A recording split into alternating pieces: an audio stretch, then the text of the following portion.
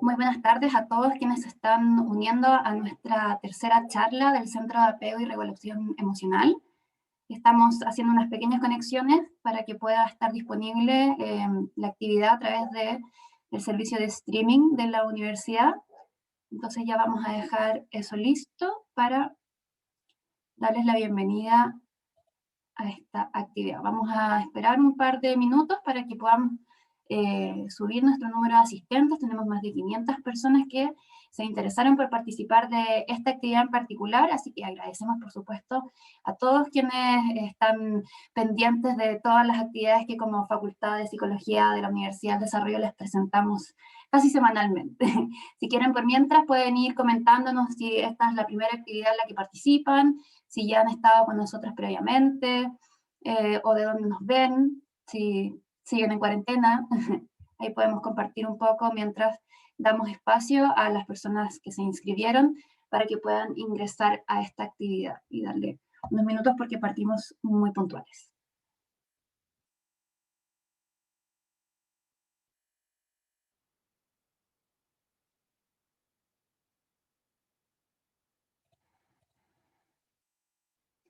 Palmenia Alarcón nos dice que es su primera actividad. Muy bienvenida entonces, esperamos que te puedas seguir uniendo a las actividades. Comentarles que del Centro de Apego y Regulación Emocional tenemos dos actividades próximamente. El lunes 31 tenemos una actividad organizada por el Laboratorio de Ciencias Cognitivas, que es de nuestro ciclo de Mujeres en las Ciencias Cognitivas, que va a tratar sobre la atención en niños y niñas músicos. Va a estar muy entretenida, así que desde ya los invitamos a inscribirse en nuestra página psicología.de.cl. Y el día 2 de junio tenemos la última actividad que cierra este ciclo de charlas del Centro de Apego y Regulación Emocional, que se trata sobre lidiar con el estrés. Así que tuvimos que modificar la fecha, pero va definitivamente el día 2 de junio, así que para que también se puedan inscribir y participar. Muchas gracias a todos quienes nos están saludando, bienvenidos a todos los que son su primera actividad, a los que también nos siguen desde hace más tiempo, saludos desde Bogotá, muchas gracias a todos quienes nos ven desde Chile, desde Arica, Punta Arenas y en el mundo. Ha sido bastante sobrecogedor ver cuántas personas nos siguen desde distintas partes del globo. Así que saludos desde Valdivia, hola Catherine, ¿cómo estás? Exalumno del profesor Gabriel Reyes de la Facultad de Psicología de la Universidad Austral de Chile. Así que ahí Gabriel está enviando un saludo.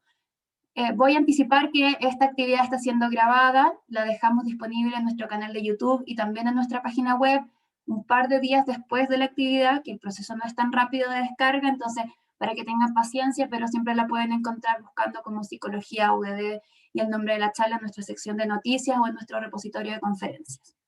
Entonces, dicho eso, quiero ya revisar el botón de preguntas y respuestas. La primera vez que participo, soy de Perú, muy buenas tardes, mi nombre es Jimmy Cuevas. Muy buenas tardes, Jimmy, saludos para allá. Tenemos hartas personas que es primera vez que nos ven, así que muy felices, Berta, muy bienvenida. Así que sin ya más que agregar, les voy a dar entonces la bienvenida a esta tercera charla del ciclo organizado por el Centro de Apego y Regulación Emocional CARE, perteneciente a la Facultad de Psicología de la Universidad del Desarrollo, uno de nuestros centros de investigación. La actividad que nos convoca hoy es Neurociencia, Educación y Metacognición, y van a exponer durante esta jornada hasta más o menos las 4 para después dejar un bloque de preguntas para resolver sus preguntas. El doctor Gabriel Reyes, él es el jefe del Laboratorio de Ciencias Cognitivas perteneciente al CARE de nuestra facultad, y también Mauricio Barrientos, quien es estudiante del doctorado en Ciencias del Desarrollo y Psicopatología de nuestra Facultad de Psicología de la Universidad del Desarrollo y que también está trabajando junto al doctor Reyes en el Laboratorio de Ciencias Cognitivas. Así que no quiero alargarme más, quiero darles algunas indicaciones muy breves. Por favor, para interactuar con nuestros expositores, les recomendamos dejar sus preguntas en el botón de preguntas y respuestas que está debajo en su en su barra de Zoom, en la parte inferior de su pantalla. De esta forma se pueden ir seleccionando de mejor manera las interrogantes que tengan, ya que el chat constantemente tiene más comentarios que preguntas, así que en la parte final van a poder resolver sus interrogantes. Y recomendarles que estén en un lugar tranquilo, silencioso. Si tienen algún problema de audio, probar con audífonos inicialmente. y si no, cualquier cosa nosotros vamos a estar detrás de pantalla tratando de resolver todas sus interrogantes. Esperamos que hoy día entonces las conexiones, los temas técnicos nos acompañen y que salga todo bien. Los dejo entonces ahora con Gabriel, quien va a comenzar la exposición para que pueda compartir su pantalla, y aquí estamos cualquier cosa. Muy bien, muchas gracias. ¿Me escuchan bien? La primera pregunta de rigor, clásica en Zoom. ¿Me escuchan bien? ¿Me ven bien? Sí, perfecto. Bien, bueno, gracias Carla, gracias Mauricio, gracias a la organización de la Facultad de Psicología y el Centro de Apego y Regulación Emocional, a la gente del Laboratorio de Ciencias Cognitivas, muchas gracias por darnos la oportunidad de presentar básicamente esta línea de investigación que ya tiene un par de años, que tiene por nombre Neurociencia, Metacognición y Educación. Bien, la idea de hoy día es contarle un poco qué es lo que hacemos en el laboratorio, qué es lo que estamos investigando, subrayar la relevancia de la metacognición, porque es un tópico no solamente puesto en la palestra, en el fondo de los medios de comunicación, por nosotros en Chile, sino en todo el mundo. Distintas organizaciones como UNESCO, OECD, han enfatizado el rol y la relevancia de la metacognición, no solamente en tiempos complicados como ahora en pandemia, sino también como un valor a promover en estudiantes tanto de colegio como en universidad. Entonces, la invitación hoy día es un poco a conversar de eso, por qué metacognición, por qué es importante promoverla y cuáles son las estrategias concretas. Para eso, en el fondo, en una primera parte, yo voy a introducir con los conceptos básicos para estar todos en la misma página, sintonizados, todos entendiendo lo mismo por metacognición. Y luego Mauricio va a presentar los estudios que él realiza en el laboratorio. Bien, partamos. Bien, lo primero, como cualquier proceso que se estudia a nivel de academia, a nivel de universidad, es definir, aclarar. Eh, ¿Qué es metacognición o cómo debiésemos entenderlo? Metacognición, básicamente, hay un autor muy importante en la literatura, en psicología, que es John Flavel, en 1979, sostiene que es la capacidad de los individuos para acceder a sus propios estados mentales. Lo define como el conocimiento que cada uno tiene de sus procesos y estados mentales. Todos nosotros en la mañana nos levantamos y sabemos, por ejemplo, que nos podemos quedar, qué sé yo, tomando una taza de café en el fondo de estar en la casa 5 minutos más porque alcanzo a llegar al trabajo, por ejemplo. O, por ejemplo, usted dice, en cualquier actividad cotidiana, diaria, usted dice, bueno, mira, ¿sabe que esta tarea yo la puedo realizar porque la dificultad que supone realizarla no es tanto y yo estoy capacitado para realizar esta actividad? O bien usted podría decir, qué sé yo, imagine usted un cirujano que está operando en pabellón y dice, bueno, tengo que extender la operación 20 minutos más y eso va a significar esfuerzo. Es decir, el cirujano es capaz de saber, en el fondo, que la tarea va a ser difícil, le va a conllevar tiempo, esfuerzo y dificultad, y él, en el fondo, tomó una decisión al respecto. ¿De qué estoy hablando? Que los sujetos tienen la capacidad de monitorear estas sensaciones de confianza, de tiempo, de esfuerzo, de dificultad. Y ese monitoreo, esa capacidad de alguna manera, conocer sus propias mentes, finalmente determina que yo pueda regular mi comportamiento. En el contexto de educación es especialmente clave este concepto de metacognición. ¿Por qué? Pensemos en el caso cuando un niño levanta la mano y pregunta, y dice, ¿sabe? No entiendo, ¿me puede explicar nuevamente? Ese acto de preguntar no es otra cosa que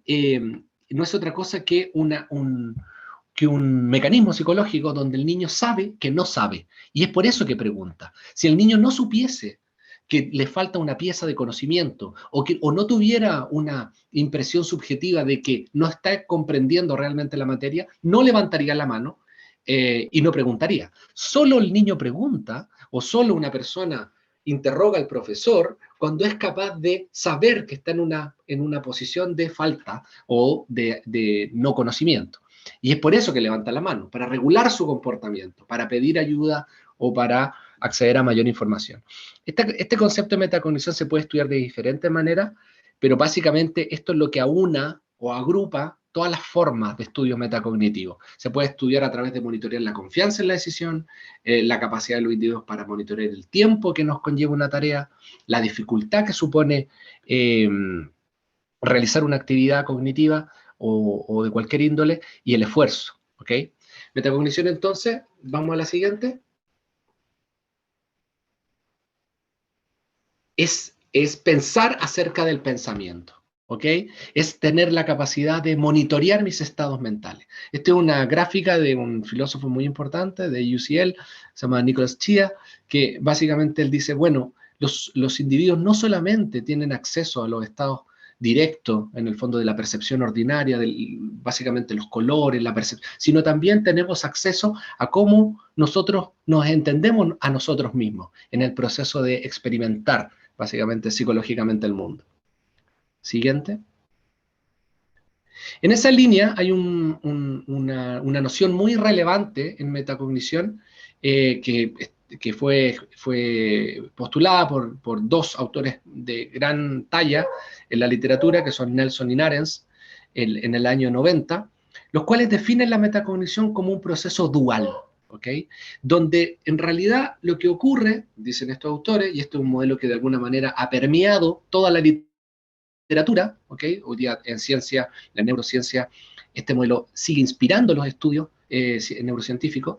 Estos autores sostienen entonces que la metacognición sería un proceso donde yo controlo básicamente la información del ambiente a partir de monitorearla previamente. Es decir, que monitoreo y control es un loop constante, donde estoy constantemente monitoreando mis estados mentales, y esos estados mentales que estoy monitoreando me permiten controlar el ambiente, ¿ok? En el ejemplo del niño que levanta la mano, él monitorea su estado mental, dice, no entiendo lo que está ocurriendo, no entiendo lo que está explicando el profesor, y por tanto dirijo mi comportamiento a solucionar esa situación, es decir, a controlar el ambiente. ¿Okay?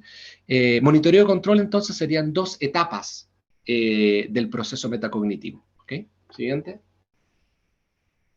En esta línea, el mismo autor, Nicolás Chia, sostiene que si la metacognición en los años 70, 80 y 90 fue estudiada desde una perspectiva individual, donde lo relevante era entender los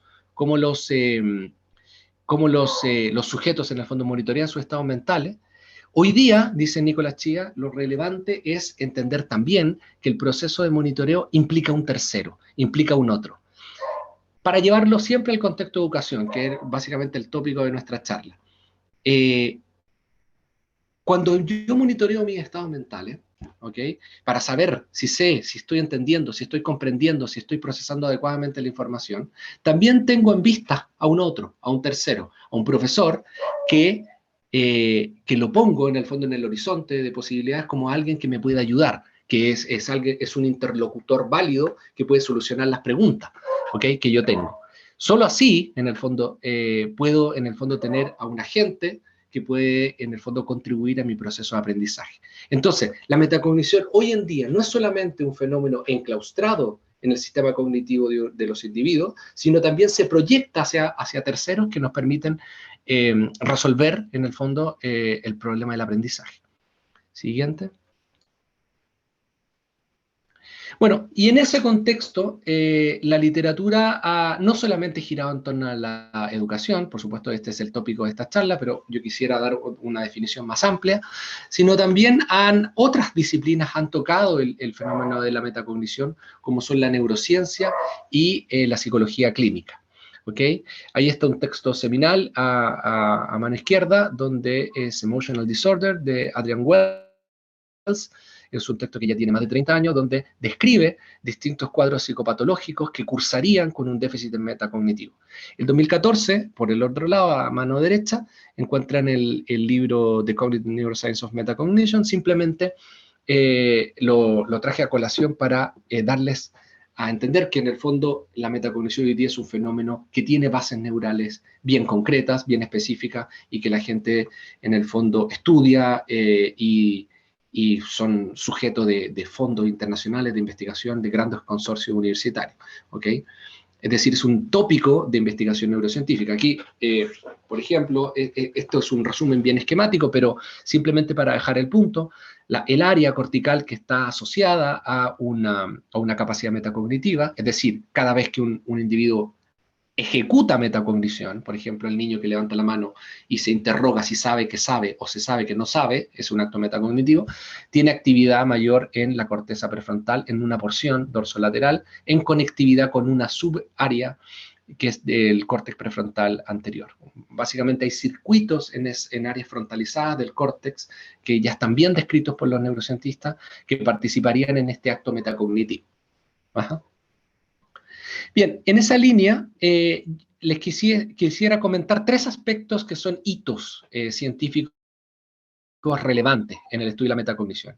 El primero es que esta capacidad de los individuos para saber que pueden monitorear su estado afectivo y sus estados cognitivos, en el fondo, no es como no surge naturalmente, sino más bien evoluciona con la edad. Es decir, Wells y Palmer, en el año 2013-2014, publicaron un artículo donde muestra que la metacognición aumenta desde los primeros años de vida hasta los 18 años. Y luego, después de los 18 años, esa capacidad metacognitiva decrece significativamente. Esto es, en el fondo hay un sistema curvilíneo donde a medida que va avanzando el ciclo vital de una persona, va aumentando metacognitivamente, es decir, el sujeto obtiene mayor capacidad para abstraer en el fondo los procesos mentales, tomar perspectiva, regularlos, pero luego cuando supera los 20, 30 años, hay una disminución gradual de la capacidad metacognitiva, la cual, esto es muy interesante, cursa independiente de las otras funciones cognitivas. Es decir, para algunos de ustedes que estén interesados en psicología o en psicología evolutiva o en cómo se gestan las funciones cognitivas, en el fondo esto viene a decir que la metacognición es una capacidad o una función ejecutiva independiente de la atención, independiente de la memoria, independiente del lenguaje. Es decir, tiene áreas corticales específicas con un ciclo de desarrollo particular. Muy, muy relevante.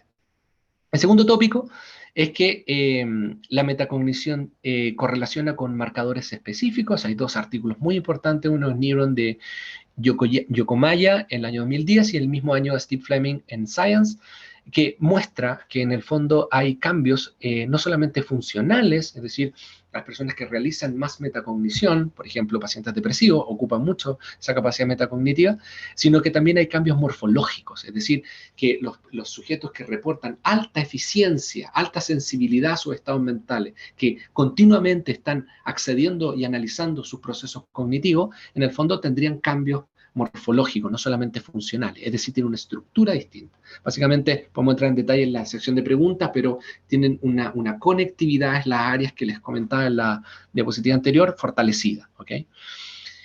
En tercer lugar, también es muy importante, una revista que se llama Consciousness and Cognition, un estudiante de Steve Fleming que se apellidó Song, el año 2011 publica un artículo en el cual muestra que si un individuo realiza distintas tareas metacognitivas, ¿ok?, en distintos contextos, obtiene el mismo puntaje. Es decir, ¿por qué es importante esto para los científicos? Porque una de las aristas que hay que despejar cuando uno estudia cualquier función cognitiva, atención, metacognición o memoria, lo que sea, es que en el fondo lo que está midiendo, en el fondo, no dependa del instrumento de medición. Es decir, si usted, qué sé yo, tiene fiebre, la fiebre es independiente del termómetro con el cual se mida. En ese contexto, en ese sentido, lo que encontró Song es que, independiente de cómo se mida la metacognición, el puntaje correlaciona a través del individuo. Es decir, el individuo presenta siempre, los que presentan alta metacognición, la presentan siempre, sea medido por el instrumento A, B o C. De nuevo, es un constructo entonces estable en el sujeto. Tiene bases neurales sólidas, es un constructo estable y tiene un ciclo evolutivo completamente comparable con otras funciones. Por tanto, se le postula como una nueva función ejecutiva, nuevo elemento a estudiar en psicología. Siguiente. Bien, en ese contexto, solamente a modo de ejemplo y para que en el fondo a la gente interesada me pueda escribir y podemos establecer aquí un contacto, un estudio en esta área. Recientemente se publicó por Tobias Hauser, un investigador que colabora con el Laboratorio de Ciencias Cognitivas, un artículo donde muestra que las personas que tienen trastorno obsesivo compulsivo, ¿okay?, que son las personas en este caso en el color es rosado, ¿cierto? O rosado es Mauricio, ¿cierto? Rosado, abajo, no sé si lo puedes indicar ahí con el mouse.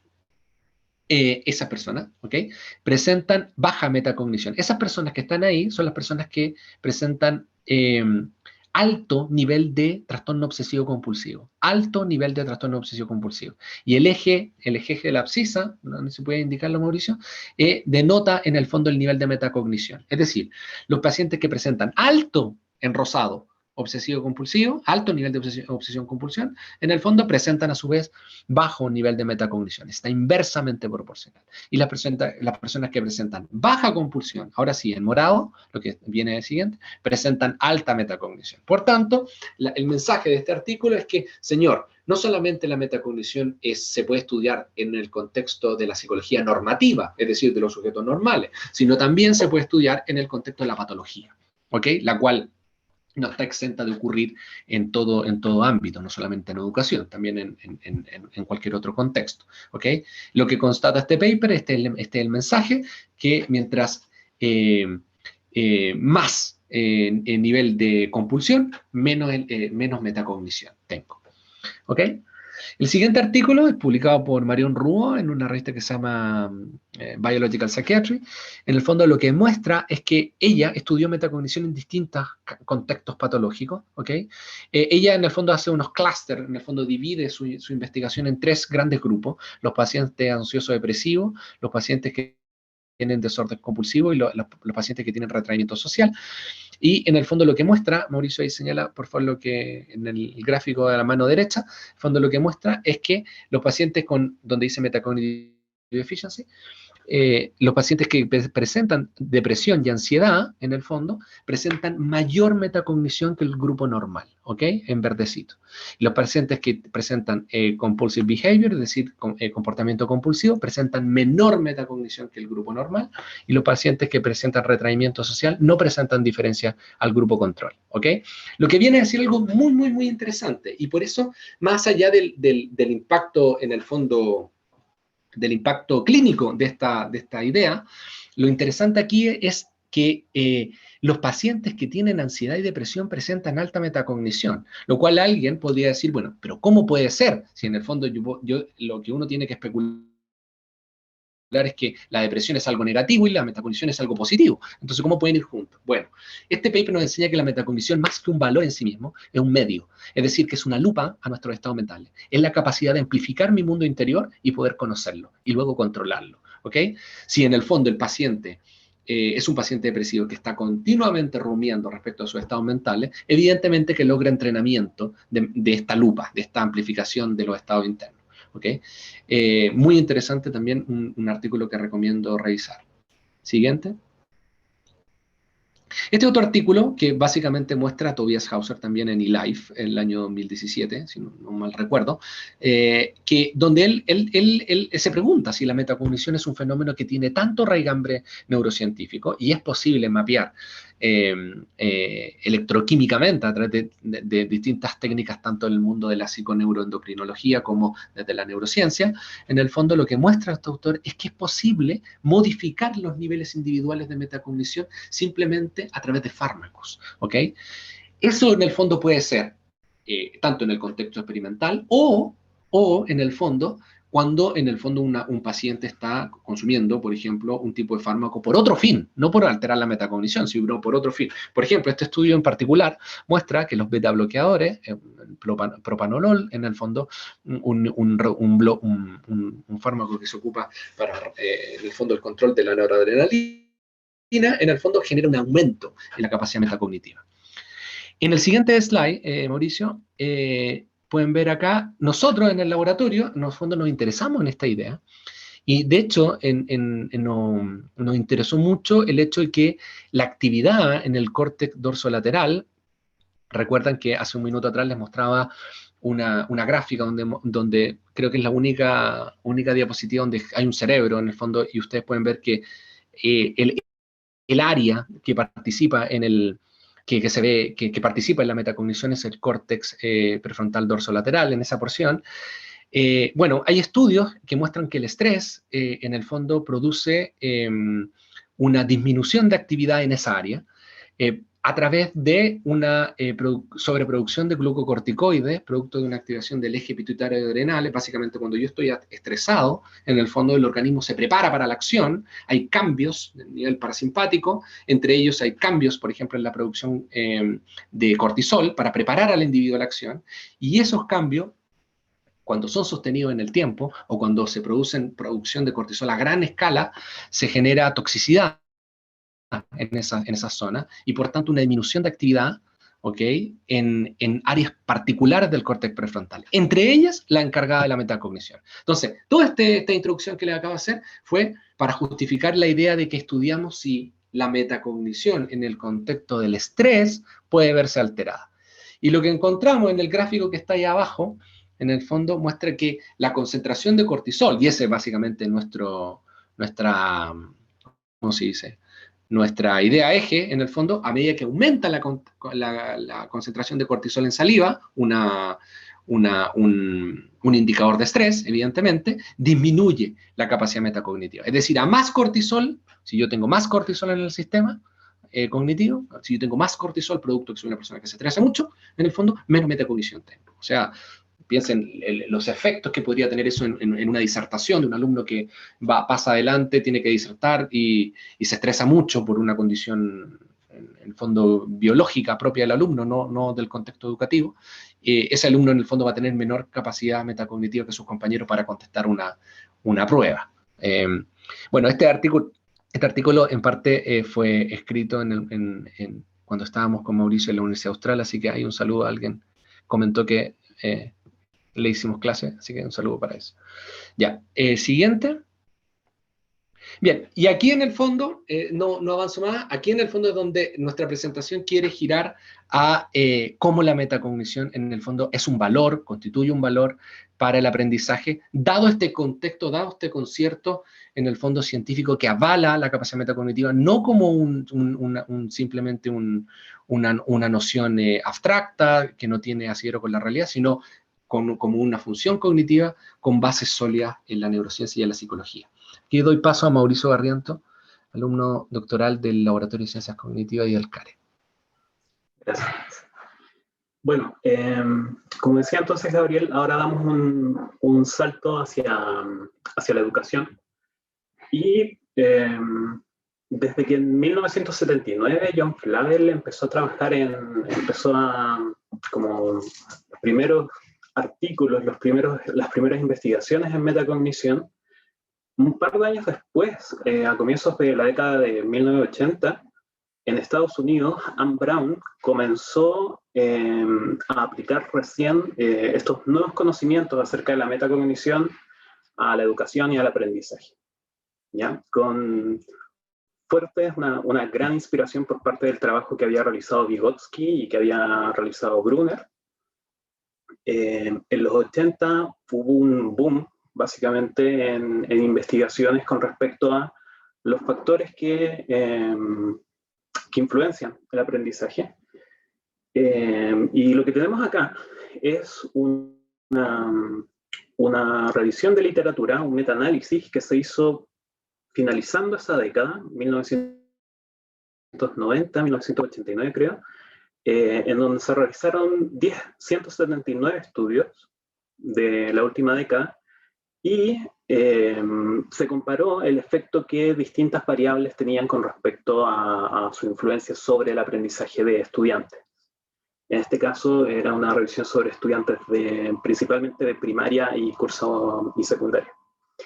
Y considerando muchas categorías, entre ellas aspectos sociodemográficos relativos con la historia educacional de las escuelas, factores sociales y conductuales, motivacionales, afectivos, cognitivos, metacognitivos y también psicomotores, llegaron a la conclusión de que la metacognición, los factores metacognitivos, eran los que presentaban una mayor influencia sobre el aprendizaje. ¿Ya? Esta es una investigación vieja, una recopilación de estudios. Sin embargo, publicaciones más recientes, metaanálisis recientes, han llegado a las mismas conclusiones hoy en día. ¿Ya? Publicaciones tan nuevas como el 2018, 2016, siguen dando cuenta de que la metacognición tiene un rol muy importante en el aprendizaje. ¿Ya? En esta misma línea, también ha sido interesante, o también ha sido bastante amplio, bastante abordado, la relación triple que existe entre metacognición, capacidad intelectual de los individuos y su capacidad para aprender. ¿Ya? Como había dicho antes, Gabriel, hablamos de procesos separados, ¿ya? Pero sin embargo que están muy relacionados entre sí. Las habilidades metacognitivas y la capacidad intelectual de un individuo están muy relacionadas. Sin embargo, en 2004, un artículo experimental por Wingman y Wei-Chuisen demostraron que por lo menos ante contenidos nuevos, es decir, materia que por primera vez era presentada a un grupo de estudiantes, en este caso estudiantes universitarios, la metacognición era el factor individual que mejor predecía el aprendizaje, incluso mejor que la inteligencia. ¿Ya? No podemos dudar el rol que la inteligencia tiene al momento la capacidad intelectual tiene al momento de aprender. Sin embargo, cuando hablamos de contenidos nuevos, este experimento nos muestra que por lo menos la metacognición juega un rol aún más importante. ¿Ya?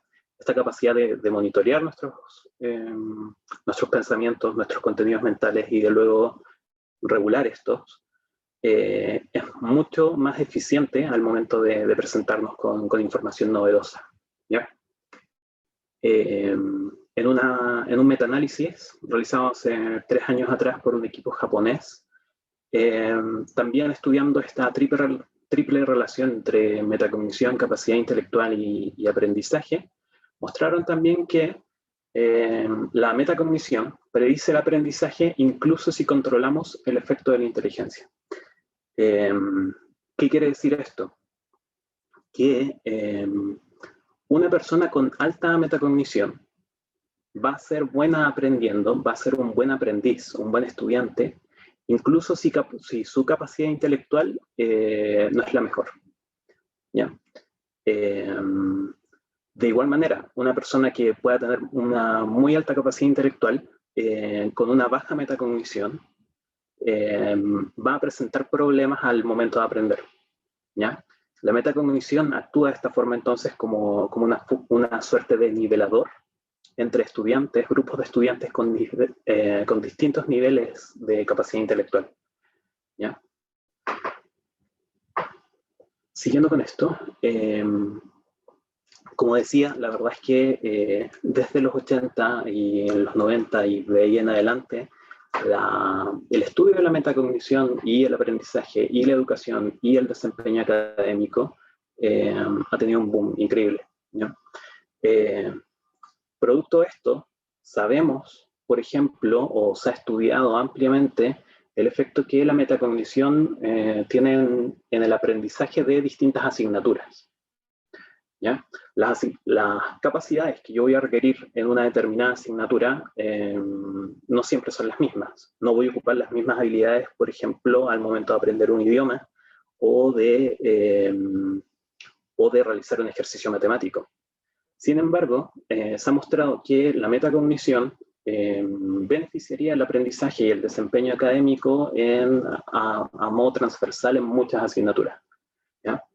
Desde las STEM, las ciencia, tecnología, ingeniería y matemáticas, esta sigla estadounidense, para denotar ese grupo de asignaturas, se ven fuertemente favorecidas por una alta metacognición. También se ha visto en casos en aprendizaje de historia, en aprendizaje de una segunda lengua, en aprendizaje de la lengua materna, o incluso también en actividades artísticas. ¿Ya? Como decía, la metacognición tiene un rol transversal, a diferencia de otras habilidades, en el desempeño de los estudiantes. De igual manera, así como hablábamos de distintas asignaturas, también el aprendizaje en distintos contextos se ve favorecido por una alta metacognición. ¿Ya? Hoy en día el aprendizaje autónomo, que con esto de la pandemia y de las clases vía online se ha visto como tan en boga, sabemos que el aprendizaje autónomo se ve altamente favorecido, potenciado por una alta metacognición. ¿Por qué? Bueno, si pensamos en qué es la metacognición, que es esta capacidad de monitorear y controlar mis propios procesos, básicamente el ser capaz yo de ser consciente de mi propio proceso de aprendizaje me va a ayudar claramente a desarrollar un aprendizaje autónomo.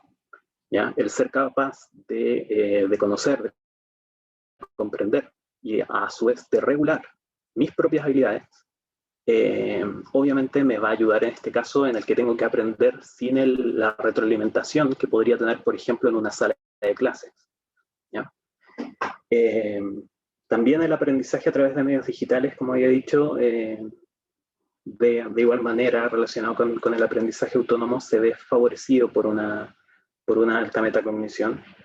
Hay estudios más recientes que se han hecho en cuarentena, estos estudios que aparecen acá son 2018, 2016, pero el año pasado, 2020, y este año también han aparecido nuevas investigaciones que han agrandado el marco teórico, lo que conocemos acerca del efecto de la metacognición en estos dos tipos de aprendizaje en particular. ¿Ya?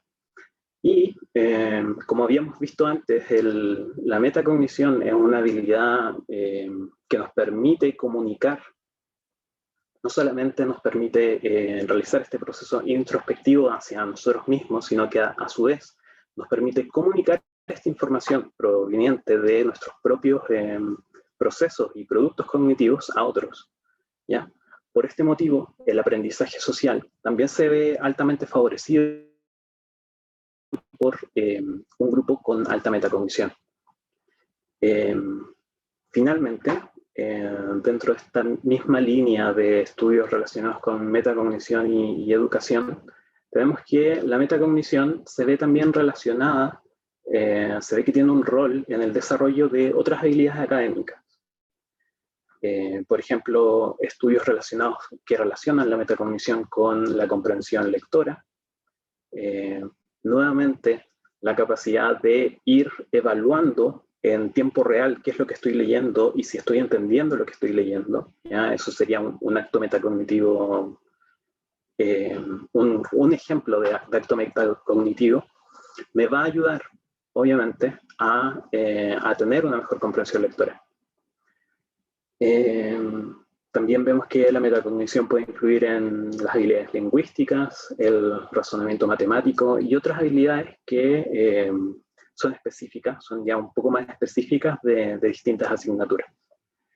En esta misma línea, por ejemplo, también en los currículos nacionales de educación emitidos por el Ministerio de Educación, principalmente en educación media, pero también en educación básica y secundaria, ponen un énfasis, no es algo muy grande, pero hacen mención al desarrollo de habilidades metacognitivas como una habilidad transversal dentro del currículo académico de los estudiantes.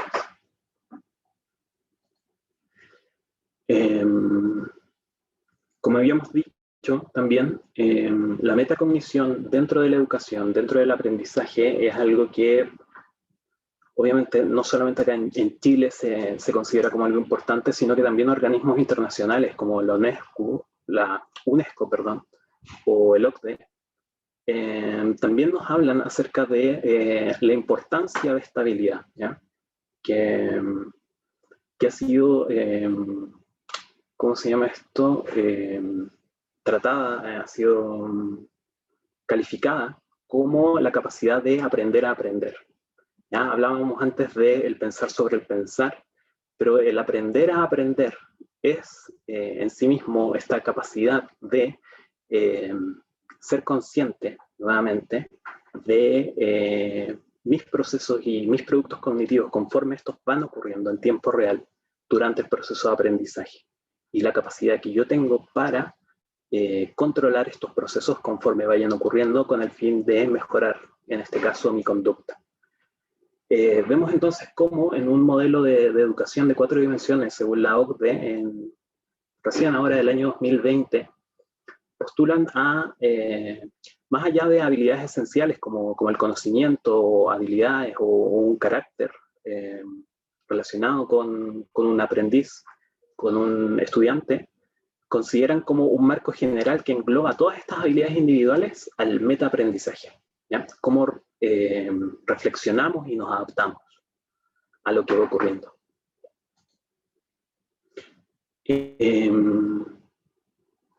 Siguiendo ahora con estudios más específicos, este es un estudio piloto que estamos desarrollando en el laboratorio, que comenzamos el año pasado. Hoy en día recién estamos con la toma de datos oficial, pero estos son unos resultados preliminares que tenemos del año pasado, como decía, de un piloto, en el que quisimos estudiar cómo la metacognición se relaciona con otros procesos que ocurren en el aula. Específicamente nos interesó cómo la metacognición se relaciona con la capacidad de los estudiantes para cooperar en el aula, o con su tendencia hacia la cooperación, ¿ya? Este es un pequeño estudio, un pequeño piloto con no más de 20 sujetos, en el que encontramos una relación bastante clara entre la tendencia de los estudiantes, en este caso estudiantes universitarios, hacia la cooperación, con una mayor habilidad metacognitiva, ¿ya? Lo que nos muestra, y si pensamos creo que era la tercera o cuarta diapositiva, nuevamente esta de metacognición y cognición social, vemos cómo la metacognición se puede ver favorecida por un ambiente dispuesto a la cooperación, ¿ya? Siguiente, un estudio muy reciente, salió publicado este mes por Besender y Sasangie, en el que relacionan a la metacognición con un fenómeno bastante conocido y que muchas personas sufren, que es conocido como la ansiedad matemática, ¿ya? Que es esta falta de confianza en las habilidades para aprender matemáticas. Según datos de una encuesta que se realizó en estudiantes universitarios, aproximadamente un 60% de los estudiantes universitarios se verían afectados por este problema, este tipo de ansiedad, ¿ya? Pero principalmente las mujeres, dado por factores sociales principalmente, se ven más afectadas por este problema. Los investigadores encontraron que, en primer lugar, la ansiedad matemática se relaciona con una baja confianza, ¿ya? Que vemos acá en el gráfico de dispersión a la derecha. Es decir, que una persona con mayor ansiedad de este tipo va a presentar una menor confianza en sus capacidades. Sin embargo, de manera un poco paradójica, y que se relaciona un poco también con los hallazgos que habían encontrado en pacientes depresivos y pacientes ansiosos, que habíamos visto hace unas diapositivas atrás, la metacognición tiene una relación positiva con la ansiedad matemática. ¿Y aquí quiere decir esto? Que conforme más ansioso estoy, más reflexiono con respecto a lo que me está ocurriendo, y por lo tanto, como tengo más experiencia reflexionando, como practico más esta reflexión respecto a mi propio desarrollo, entreno mi capacidad metacognitiva, ¿okay? Entreno esta capacidad de reflexionar con respecto a mis procesos y productos cognitivos, ¿ya? Sin embargo, en este caso particular, tener esta alta capacidad metacognitiva no sería bueno para el estudiante, ¿ya? El estudiante va a ser mejor al momento de evaluar lo que sabe y lo que no sabe, Sin embargo, va a haber disminuida su propia confianza y su propia autoestima, lo cual a la vez igual le va a jugar negativamente en cuanto a su rendimiento en matemáticas. ¿Ya? La metacognición no siempre es algo bueno. No necesariamente da cuenta de una capacidad positiva del individuo. Siguiendo esta línea, estos son dos estudios que se suman al que presentó anteriormente Gabriel con respecto a metacognición y estrés. Estos fueron dos estudios desarrollados el año pasado, me parece mucho, acá en el laboratorio, en donde vimos que el estrés, como ya habíamos mencionado, tiene un efecto negativo en la capacidad metacognitiva. El estrés, en este caso, inducido farmacológicamente a través de una pastilla de hidrocortisona, tiene un efecto negativo en la capacidad metacognitiva, y también el estrés psicosocial, inducido a través de un protocolo que realizamos acá en el laboratorio. ¿Ya? El estrés psicosocial, como para que vayamos contextualizando, es, por ejemplo, el mismo tipo de estrés que yo siento al momento de, o que un estudiante siente al momento de tener que presentar frente a sus compañeros. El momento en que lo llaman adelante y tiene que hacer una presentación o tiene que responder una pregunta, ese tipo de estrés jugaría o tendría un rol negativo en su capacidad metacognitiva y en su confianza.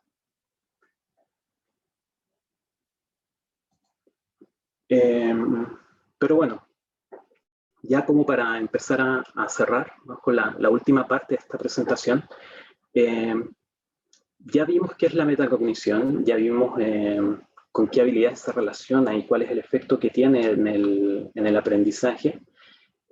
Sin embargo, nos queda la pregunta de cómo podemos mejorar la metacognición. O sea, si es una capacidad tan buena, tan positiva para los estudiantes, ¿qué es lo que podemos hacer para que los estudiantes puedan mejorar esta capacidad? ¿Ya?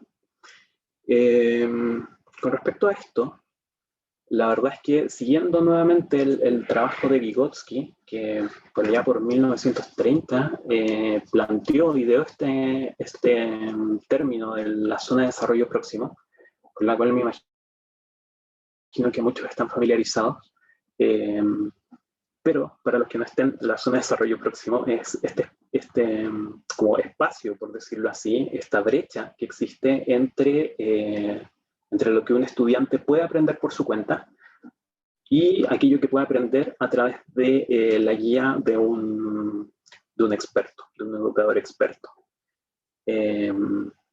Este proceso, este concepto de la zona de desarrollo próximo se ocupa mucho para enseñar distintas capacidades y distintos procesos a estudiantes de cursos más básicos, ¿ya? Y la metacognición, en el caso de la metacognición, no es una excepción. El proceso a través del cual un educador puede facilitar, puede entrenar la capacidad metacognitiva de sus alumnos es a través de su propia guía constante. En este caso, un experto, un otro más experto, como lo definía Vygotsky, monitorea el desarrollo de la metacognición en sus estudiantes. ¿Bien? Va monitoreando cómo ellos monitorean a su vez sus propios procesos y gradualmente les va cediendo a ellos la oportunidad para que ellos, o la oportunidad o la responsabilidad, para que ellos vayan controlando y vayan regulando su propia experiencia, sus propias actividades cognitivas. ¿Ya? Esto, más allá de las palabras, es algo que se ha aplicado en una intervención bastante famosa que se originó en México a comienzos de los 2000, pero que sin embargo ha sido implementada en otros países, entre ellos Chile. Creo que acá la está desarrollando. Hay varias fundaciones que desarrollan este tipo de intervención para entrenar la metacognición, pero el más conocido son las redes de tutoría, ¿ya? En las cuales no hablamos de un educador, no hablamos de un profesor que va desarrollando la capacidad metacognitiva en sus alumnos, sino que hablamos de estudiantes de cursos más avanzados, los cuales van guiando el proceso de desarrollo de esta capacidad en compañeros de cursos inferiores. ¿Ya? A su vez, estos niños que van desarrollando su capacidad metacognitiva gracias a este programa de redes de tutoría, luego van a pasar a ser tutores, y así se va cumpliendo como este ciclo en el cual los que alguna vez fueron alumnos pasan luego a ser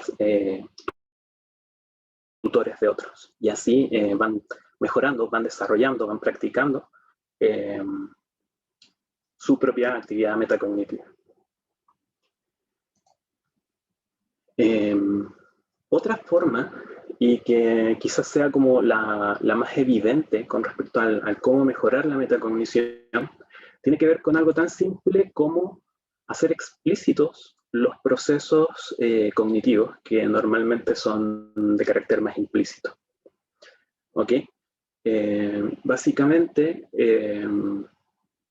lo que se puede hacer a través de este método es, a través de esta suerte de diálogo socrático en el cual vamos cuestionando constantemente el cómo un estudiante va desarrollando un proceso, va aprendiendo algo, lo vamos a evaluar y lo vamos a retroalimentar en distintas partes del proceso del aprendizaje, con el fin de que este estudiante vaya, como había dicho antes, vaya explicitando este propio proceso, con el fin de que se le haga más claro a él y que lo pueda realizar de mejor manera. En este caso, dentro del proceso, dentro del ciclo de la metacognición, los puntos en los cuales se pone especial énfasis y donde más se debe explicitar los procesos que están ocurriendo en mi propia mente son el revisar la tarea, el evaluar las fortalezas y debilidades que yo tengo con respecto a cómo me voy a enfrentar a esa tarea. Luego, a partir de esta evaluación de mis fortalezas y debilidades, el evaluar una forma, el planificar una forma de aproximarme a esta tarea, en donde mejor se vean el uso de estas fortalezas que yo tengo. Luego, aplicar estas estrategias y luego reflexionar con respecto a estas estrategias que apliqué. ¿Fueron las mejores? ¿Podría haberlo hecho de otra forma? ¿El resultado al cual llegué fue óptimo? ¿Ya? Todas esas son preguntas que al momento de ser explícitas van ayudando al estudiante a que mejore su capacidad metacognitiva. ¿Okay? De una forma tan fácil como hacer consciente, hacer explícito lo que normalmente es inconsciente. Y el último tipo de intervenciones que quería mencionar son intervenciones basadas en la meditación, en mindfulness. El mindfulness, que principalmente se ha ocupado en psicología clínica, también se ha visto que tiene fuertes, ¿cómo se llama esto? Tiene fuertes efectos positivos en distintos procesos psicológicos, desde procesos cognitivos básicos, como la memoria y la atención, hasta procesos más complejos, como podría ser, por ejemplo, el funcionamiento ejecutivo, la inhibición conductual, por ejemplo, o en procesos ya más avanzados, como vendría siendo la autorregulación.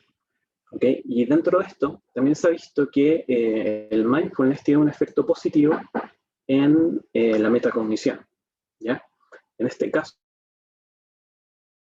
un artículo, un experimento realizado por Baird en el 2014 mostró que con una intervención de 8 sesiones de 45 minutos, el grupo que realizó esta intervención en particular de mindfulness presentó una mejora en su capacidad metacognitiva con respecto a un grupo de control activo al cual le enseñaron otro tipo de técnicas. ¿Ya?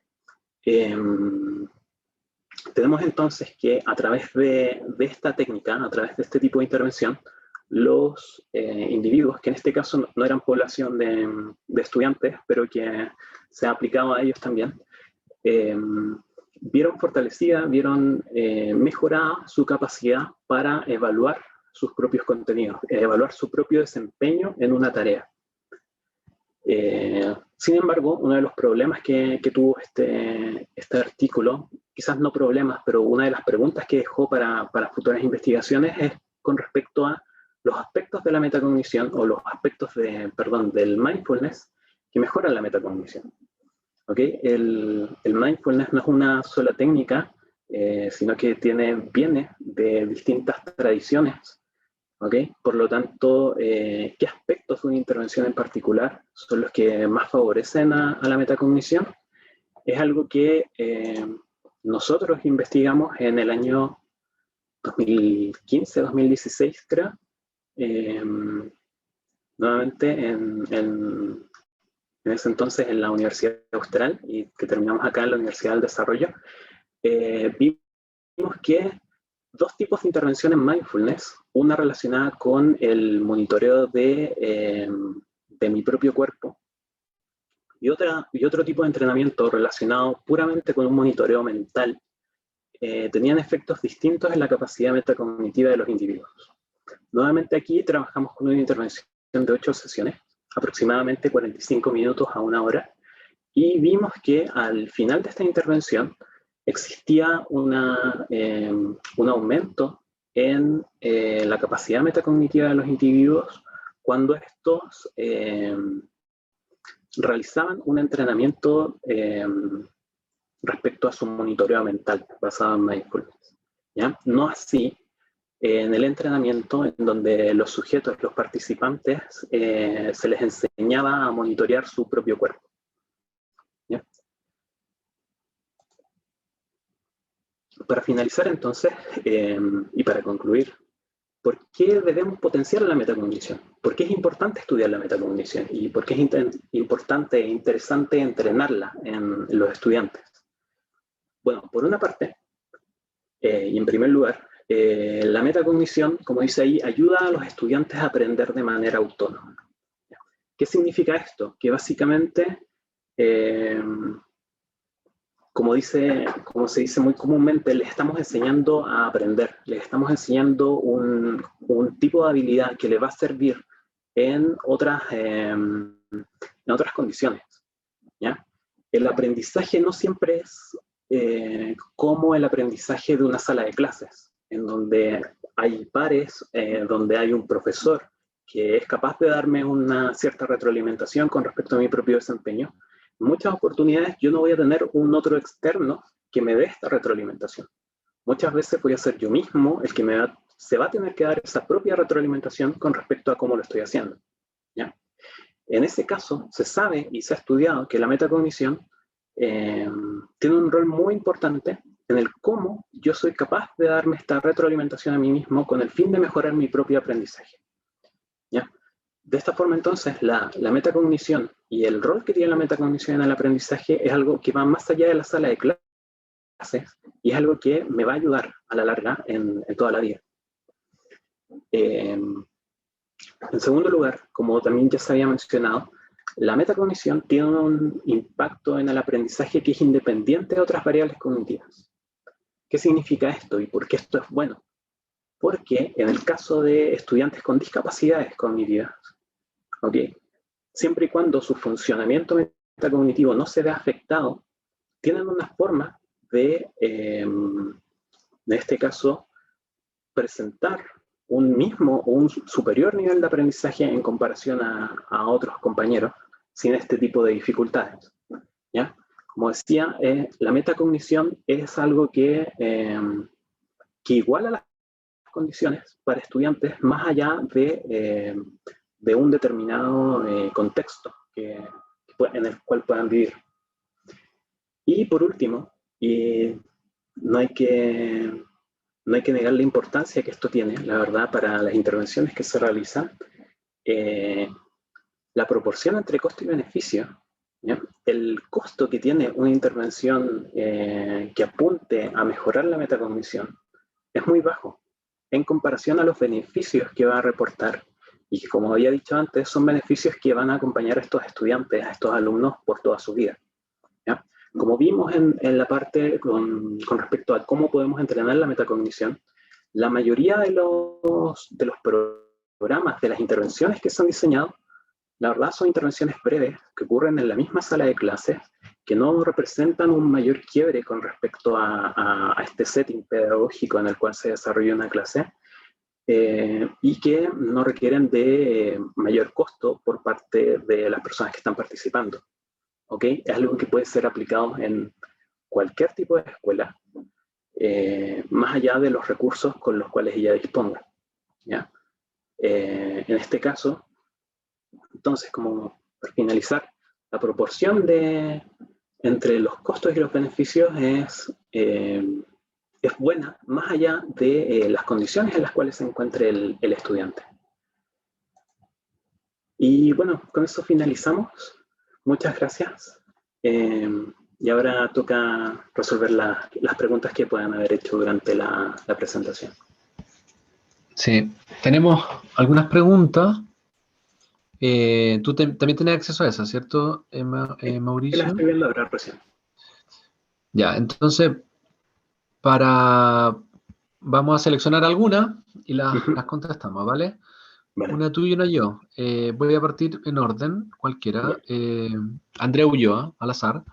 Gracias por la presentación. Unas preguntas. ¿Existe evidencia sobre estrategias que favorezcan el desarrollo de la metacognición? Sí. Por ejemplo, Mauricio presentó el artículo que trabajamos en el 2015, pero publicamos en el 2019, con Carlos Schmidt, de la Universidad de Barcelona, sobre que sí es posible aumentar la capacidad metacognitiva. Ahora, también es cierto que nosotros modificamos la capacidad metacognitiva después de un entrenamiento mindfulness, pero no sabemos, y eso se desconoce, hasta qué punto ese aumento o ese incremento metacognitivo persiste en el tiempo.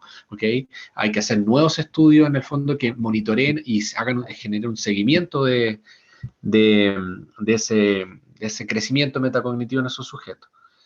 Existen otros, farmacológicamente sí, hay un estudio que yo ahí mostré que farmacológicamente puedes tener un aumento metacognitivo, pero de nuevo, hay que sondear si hay persistencia de ese efecto en el tiempo, o si en el fondo ese aumento metacognitivo en el fondo genera transferencia a otros contextos cognitivos, porque en el fondo una cosa es aumentar la metacognición en un contexto y que ese aumento metacognitivo traspase, se movilice hacia la educación, que es lo que nos interesa. Bien, te toca. Creo que voy a responder a dos al tiro. Ignacia Bravo preguntó desde qué edad se comienza a desarrollar la metacognición, y luego Marilyn Ferrada preguntó cuáles son las estrategias que se deben implementar en estudiantes del primer ciclo para desarrollar habilidades en la sala de clases. Mira, la verdad es que hasta hace poco, la verdad, hasta hace creo que menos de 5 años, de 6 años atrás, se creía que la metacognición se empezaba a desarrollar principalmente en la adolescencia. ¿Ya? Eso era lo que nos habían dicho autores como Piaget o como Vygotsky.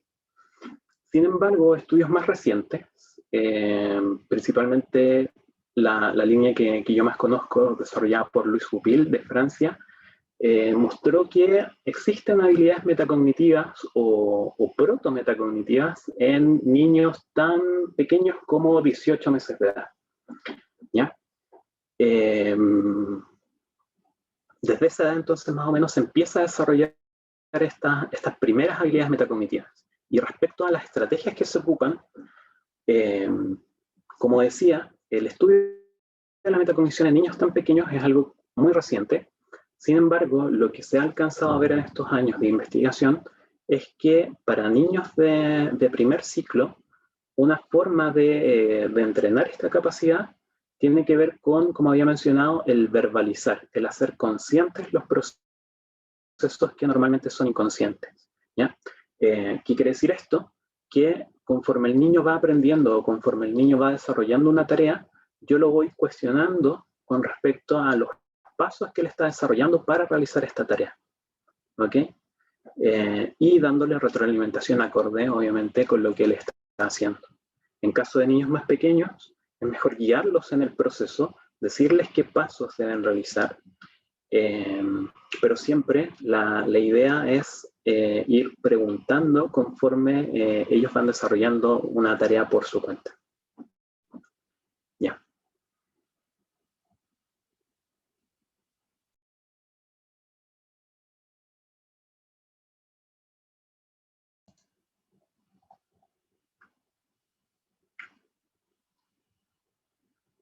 Siguiente.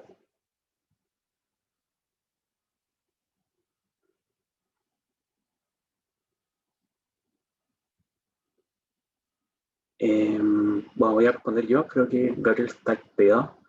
Javier Reyes preguntó si se han estudiado diferencias por sexo. Ahí sí, ahí me escucha. Ah, ¿Ahí me ya. escucha? Voy a ¿Me responder esta, escuchas? sí se escucha. ¿Me escuchas? Respondo esta que ya Ya, empecé perfecto. y pasamos a la siguiente.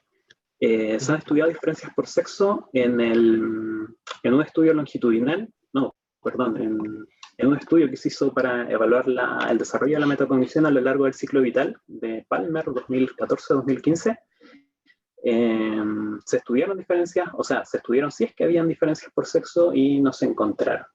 ¿Ya? Es una capacidad que no depende, en este caso, del sexo de las personas. ¿Y qué rol juega el factor social como padres y educadores en el desarrollo de la metacognición? El tener un rol más activo como padre o educador durante la educación, durante el aprendizaje de tus hijos, juega un rol importante, en este caso, en el desarrollo de la metacognición. O sea, nuevamente, como mencionaba, el ir cuestionando el desarrollo, el aprendizaje de los niños es algo que les va a ayudar desde edades tan tempranas como los 6 años de edad. ¿Okay? Entonces, en ese caso, el rol que padres y educadores pueden tener en el desarrollo de la metacognición de sus hijos es importante. Ya, perfecto. Hay una acá que me pareció interesante, que se me perdió. Bueno, ¿se ha estudiado diferencias por sexo? Sí, hay un estudio que nosotros participamos en un consorcio de los laboratorios más importantes, en el fondo, en metacognición en el mundo. Nos invitaron a participar, hicimos como un gran database, un gran fuente de datos, que participó también Fernanda Prieto del CARE. Y ahí en el fondo es un paper publicado en Nature Human Behavior, que lo pueden buscar, y ahí en el fondo ellos analizan por sexo y no hay diferencia entre hombres y mujeres, al menos en adultos, en metacognición. ¿Qué rol juega el factor social? Mucho. Yo tengo otro tesista doctoral, bueno, que va a entrar a doctorado ahora a la fase de investigación, que es Leonel Tapia, que estudia principalmente eso, los factores sociales. Hay harta evidencia en los últimos, no sé, 2-3 años de que en el fondo los contextos sociales modulan la capacidad metacognitiva. Por ejemplo, un hecho que es bien polémico, no sé si es Current Biology, no sé dónde se publicó, creo que es Current Biology, se publicó un artículo recientemente que muestra que el pensamiento radical, tanto en contexto político, cultural, religioso, correlaciona con baja metacognición. Es decir, personas que tienen una flexibilidad cognitiva en la manera de pensar, son capaces de ponderar sus estados mentales, poner en perspectiva sus ideas, reconocer cuando se equivocan, puntúan más en metacognición que aquellos que tienen radicalidad. ¿Ok? Así que súper en boga. ¿Cómo los padres y los educadores pueden desarrollar la capacidad metacognitiva? Bueno, sobre ellos mismos ya hablamos de eso, sobre los niños, ya. Sí, hay varios intentos experimentales desde temprana edad. Por ejemplo, hay una idea que no es mía, que es de Luis Cupil. Alguien preguntaba por el nombre, ahí está el nombre que mencionó Mauricio Barrientos, sobre la capacidad de entrenar la capacidad metacognitiva en infantes preverbales o en los primeros años del habla, cuando las mamás les cuentan cuentos. Es decir, cuando ponen en perspectiva situaciones hipotéticas donde el niño tiene que poner en una situación contrafáctica, en el fondo, una situación que no es real, y en el fondo él se pone en un personaje y actúa como sí. ¿Okay? Ese es un acto, un ejercicio metacognitivo en los primeros años de vida. Ok,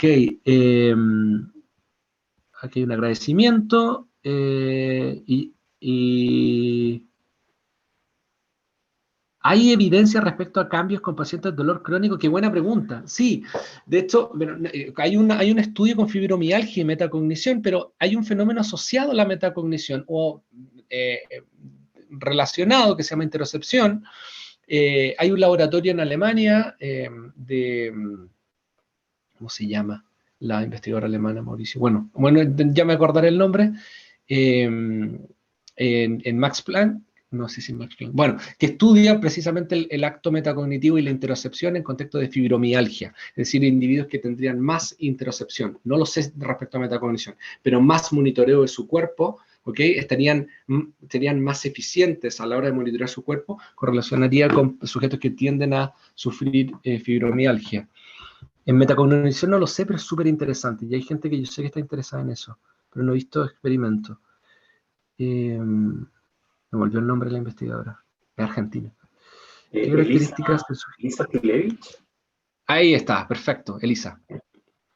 ¿Qué características se sugiere tener en la retroalimentación estudiante pensando en metacognición? Por ejemplo, evaluaciones. Gran tema, Mauricio Barrientos. Te doy el pase. Perdón, no escuché la pregunta, estaba mirando las otras preguntas. ¿Qué características se sugiere tener en la retroalimentación estudiantes pensando en metacognición? Por ejemplo, en las evaluaciones. Por ejemplo, en el critical thinking lo hemos conversado. Ya. A ver. Pensando en ya. Bueno, lo primero es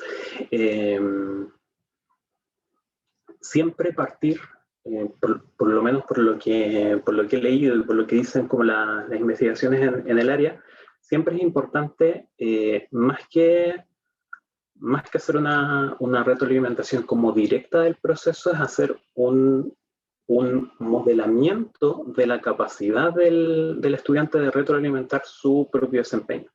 Entonces, en este caso, un punto importante sería no simplemente dar mi retroalimentación, sino que preguntarle al estudiante qué es lo que opina él, en primer lugar, con respecto a su propio desempeño. ¿Ya? Una vez hecho este proceso, una vez que el estudiante realiza su propio proceso como de autoevaluación, ahí yo dar una retroalimentación en la cual pueda complementar y pueda guiar al estudiante hacia los puntos que fueron más importantes dentro de la tarea en cuestión. ¿Ok? Siempre viéndolo, o sea, desde este punto de vista más constructivista, la idea es desarrollar esta capacidad en el estudiante, esta capacidad de autorretroalimentarse, con el fin de pensar siempre en el desarrollo de la metacognición. Eso es lo que se me viene a la cabeza. Oye, preguntan acá también algo que nunca yo lo había escuchado, así que la respuesta ya te la anticipo, que es un gran no sé. ¿Cómo mide la metacognición en el aprendizaje de deporte o actividad física? Súper interesante. Bueno, en principio, si las actividades físicas se aprenden de una manera diferente al otro tipo de contenido, en el fondo podríamos pensar en diferencias metacognitivas. Ahora, si la actividad física es un contenido, una información que se adquiere de la misma manera como se adquiere cualquier otra información, que no creo por lo demás, entonces debiese valer los mismos principios para cualquier aprendizaje metacognitivo. Pero no lo sé, buena pregunta, Felipe Villalobos. Yo creo que no sé si tenemos otra pregunta, los otros son comentarios, felicitaciones, muchas gracias a todos por participar. Hay una que yo vi que es de Lilian Villablanca. Si la motivación por aprender influye en el proceso metacognitivo. Mira, la verdad es que voy a ampliar un poco la pregunta para hablar de un proceso que se conoce como el aprendizaje autorregulado. ¿Ya? Muy cercano al concepto de aprendizaje autónomo del cual había hablado antes, pero sin embargo hay más investigación en este punto, en los modelos de aprendizaje autorregulado. Se habla de aprendizaje, de un modelo general de aprendizaje autorregulado en el cual influyen habilidades cognitivas, las habilidades cognitivas del individuo, las habilidades metacognitivas y a su vez los factores motivacionales que llevan al estudiante a aprender. ¿Ok? En este campo, o sea, en este modelo en general, estos tres factores cognitivos, metacognitivos y motivacionales están muy relacionados entre sí. Es en este caso casi imposible el diferenciar uno de otro. ¿Ya? La motivación claramente va a tener un efecto positivo en el proceso metacognitivo, en cuanto a la motivación en general, tiene un efecto positivo en otros procesos también, ¿ya? Me va a dar mayores facilidades, claramente, el estar más motivado con respecto a una tarea, y esto se va a llevar a la metacognición. ¿Ya? Ahí, en ese caso, entonces, lo que sugiero para que veas bien acerca de la relación entre ambos procesos es el aprendizaje autorregulado. ¿Ya? Eso es como Sí. Oye, me voy a colgar a tu pregunta. Chuta, algo pasó. ¿Ahí sí? ¿Me escuchas? Sí, se escucha bien. Me voy a colgar a tu pregunta respecto a la motivación del aprendizaje autorregulado desde una perspectiva en neurociencia y en motivación. Hay una estudiante de máster, que es Carolina Monsalve, que trabaja conmigo desde el magíster de neurociencia social, que ella estudia precisamente eso, en el fondo, cuál es la disposición afectiva, si la disposición afectiva está en relación con el nivel de metacognición, la eficiencia metacognitiva. Así que es una tremenda pregunta, muy buena pregunta, y que próximamente yo espero que Carolina ahí en el fondo pueda contestar esa pregunta. Pero en principio está la hipótesis está bien fundada, es decir, hay áreas corticales que están solapadas, que participan en el proceso de la regulación del afecto y también en la regulación de la cognición. Por tanto, uno podría entrar a sugerir, a hipotetizar, a fundamentar, a justificar, a validar una pregunta científica, una aventura científica de ese tipo. Ajá.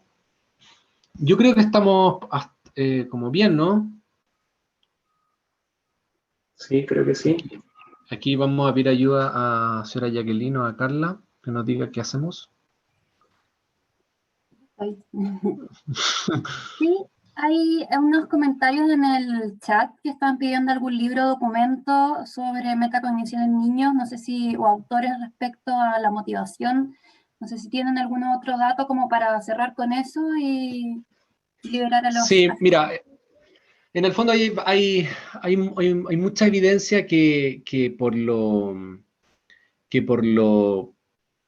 técnico de algunos temas, en el fondo, ahí habría que precisar respecto de qué específicamente andan buscando, pero prontamente desde el laboratorio la idea es generar un documento que yo creo que lo vamos a publicitar en el fondo con Carla, desde la Facultad de Psicología, desde la UDD, en el fondo un documento de recomendaciones prácticas y algunos consejos concretos respecto a cómo entrenar, cómo facilitar, cómo promover la investigación, no solo la metacognición, no solamente en educación, sino en otros contextos también. Así que eso está pendiente y nosotros estamos trabajando en eso ahora. Super. Entonces, voy a dar el último aviso. No sé si ven la pantalla. Sí, qué bien. Super. Aprovechando estos últimos minutos que nos quedan, dejar a todos los que están conectados todavía invitados a participar de esta próxima actividad, que es ahora el próximo lunes 31 de mayo a las 11:30. Va a exponer Leonie Kausel. Ella es postdoctorado del SIX de la universidad. Vamos a ver a Fernanda Prieto, quien fue mencionada en esta actividad, también candidata a doctora de Ciencias del Desarrollo y Psicopatología. Así que es una actividad gratuita, es parte de nuestro ciclo de charlas de mujeres en ciencias cognitivas, que ya va en su cuarta actividad, así que ha estado bien concurrido, bien interesante. Para inscribirse pueden contactar a Jacqueline López o directamente en nuestra página web, psicología.ud.cl, ahí van a encontrar todas nuestras actividades para que puedan revisar las que vienen, las que pasaron, también están disponibles los videos, la mayoría, etc. Así que Mauricio, Gabriel, agradecerles la exposición de hoy, a todos, por supuesto, a todos los asistentes. Tuvimos una alta convocatoria, considerando que ya menos gente tiene la posibilidad, ya que hay hartos que volvieron a su trabajo y todo, así que nos alegra mucho que puedan participar de estas instancias que están pensadas en compartir estos conocimientos que se generan en la universidad. Así que muy buenas tardes a todos y nos encontramos en próximas actividades. Muchas gracias. Chao, que tengan buena tarde.